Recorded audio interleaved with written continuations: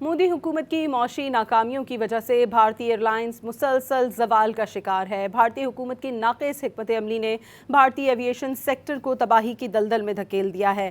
بھارتی جریدے دی وائر کے مطابق بدترین پالیسیوں کے باعث مودی کے نام نہاد شائننگ انڈیا میں ایویشن سیکٹر شدید بحران کا شکار ہو گیا ہے۔